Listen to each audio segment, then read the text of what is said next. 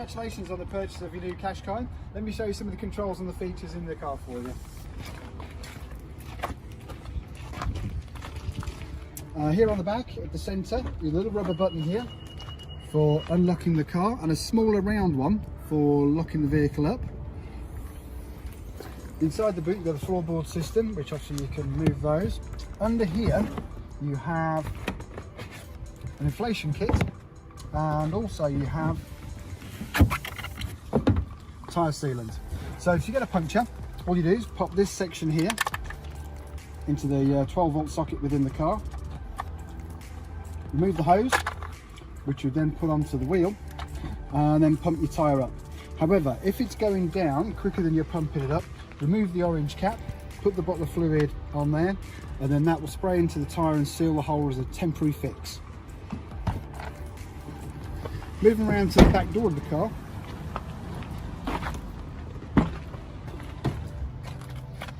on the inside here you've got the child lock switch, so you push it down, that disables the control of the handles inside, but up obviously gives you free in and out access. The car benefits from having keyless entry, so pressing the button can lock the car, pressing it again unlocks the car. On here you have your window controllers. This button here at the front, you can see that one disables the controls on the other doors for the other windows. This button here is for locking the doors from the outside for security. This one is for your mirror adjustment, and this one will select your right mirror or left mirror, then you can adjust it, and this one's to manually bring the mirrors in. So, stuff. Starting from the seat, you've got this is for your adjustment, so this one will move it backwards and forwards, but the back edge is for up and down, and this one is for the backrest, so you can tilt the back down and angle the back up again. Under here you have your bonnet release and your fuel release. This one turns off the start-stop technology for the car. This one is for the lane departure warnings that the vehicle has, and this one turns off the steering assist when it's in the adaptive cruise control or Pro Pilot mode. These buttons here are for the light in the display, so you can turn them up and down, so you can make it less glary when you're driving, and obviously your trip reset is here. On the steering column you've got the windscreen wiper controls, so one push up is a wipe, one push down is automatic, which this collar here is for the sensitivity of the automatic setting. This is manually putting them on. And the end cap here is for the rear wiper, so intermittent and continuous. And then for jetting water, just push it forwards for the front windscreen and push it back for the rear windscreen. The buttons over here are answer your phone calls on this one, voice activation. This one is for the adaptive cruise control, so it sets the distance that it'll travel separated from the other car. You have a speed limiter button, so if I press that one, you'll see on the display, and if I press set on here as well, like so, it set the thing at 20 miles an hour. Obviously it stops you gradually going over the speed limit. Obviously if I do press the button to increase it, that will change, and if I hold it, it will jump. So that will stop it from creeping over 35 miles an hour. And to turn it off, just press it again. Now the adaptive cruise control, you press that one and press set, and then if you was doing say 70 miles an hour on the motorway, you can take your feet off the pedals, the car will stay at 70 miles an hour. Unless it starts catching up with another car, then it will slow itself down to match the speed of the car in front. Obviously if they zoom off again up to above 70 miles an hour and you set it at 70, it'll stop you from going over. On this side of the steering wheel, you've got your volume control here, which obviously will work with the radio, with your phone calls, and it'll also work with the sat nav if you catch it while she's talking. These two buttons here will work, toggle through your radio stations or the tracks on your CD. These buttons here and this one are for the main display up here. So if I scroll across ways, speed, trip distances, fuel economy, compass, driver attention alert, so you can tell when you're falling asleep. Tyre pressures, they'll show as you drive. warnings about the vehicle, so the door open.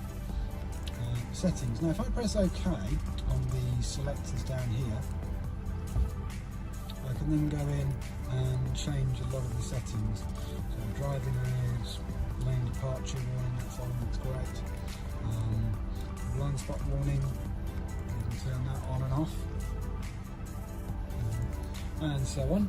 So if I come back out of there, I have retention alert, parking aid, so in there I can go in to the different things. I can change the display, I can change the volume of the sensors as well.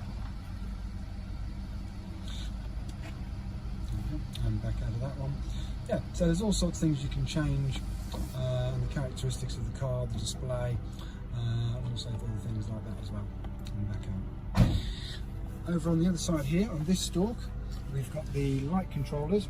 So at the moment it's set on automatic, but you can have it on main lights, side lights, or off.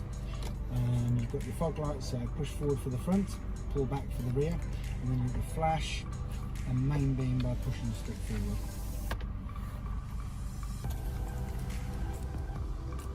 Okay, let's work on the centre console now. Moving back through here to the armrest. If I open this up, you've got a 12-volt socket in here, an auxiliary port and the USB port as well. Heated seats are here with high and low settings on those. Now this car has the electronic handbrake, so you pull him up to put it on and push it down to turn it off. It will only do that if you've either got your foot on the brake, so the car knows you've got control of it, or if you put the car into sort of drive or first gear and then drive away, it will release itself automatically. You've also got this button, which is auto hold, so that applies a temporary handbrake when you're at the traffic lights, so you don't have to keep pulling the handbrake on and off. Your climate control system, so this has got the obviously front demister, rear demister, fan, dual climate control, so you can control the temperature on either side of the car independently if you wish, or you can control both of them from this one dial here, and then obviously the fans here. Moving on up to the infotainment system. On your main menu, you've got 3 different screens. So I'll put back the menu. This one, and this one. Now on this one here, you can actually customise the main screen. So these bigger icons, they're actual widgets which you can change. And if I go to shortcuts, which I can search by category, let's say for the phone, and I want to put my phone book on this menu here, can do. So now on that screen, my phone book will show there. So there's the phone book on this one. If you want to just skip to the menu, to maps, that's here. On the settings, you can sort of adjust the navigation settings, so you can change the map view to 3D. While we're here, obviously you can add your home address, points of interest, so if I press that one, it gives you different categories that you can search in, for example petrol stations, fast food, cash dispenser, shopping centre and so on there. Back to the map. Put in a new destination, so you can put in a street address, a work address, you go to your address book, again points of interest, but let's say street address, you want to put in your postcode, W, change to numbers 7, 3, S, B, okay.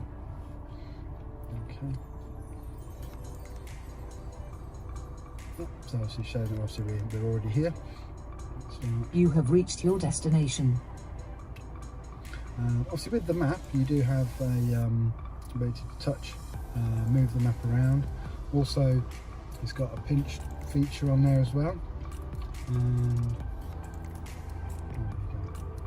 there you can also dim the display down for night driving, which it does automatically.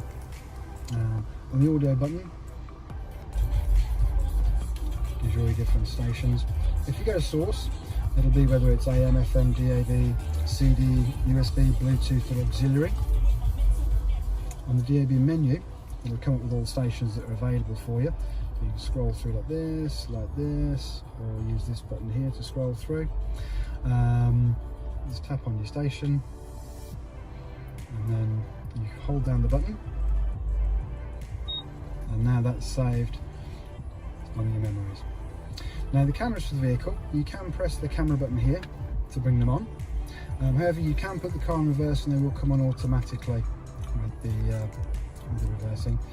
So you've got at the moment the front view and the overview.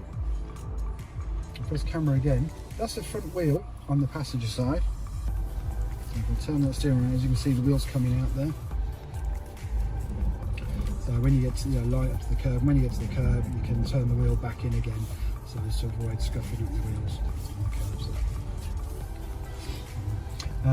Up here you have your hazard lights. This one is for the anti-dazzle mirror, so it's on automatically. You've got the controls for all your lights here, and the button for opening the roof screen. So one push, and the car will go. The roof will open itself all the way up. Great stuff. I hope you enjoy your new Qashqai. Obviously, if you do have any questions or queries,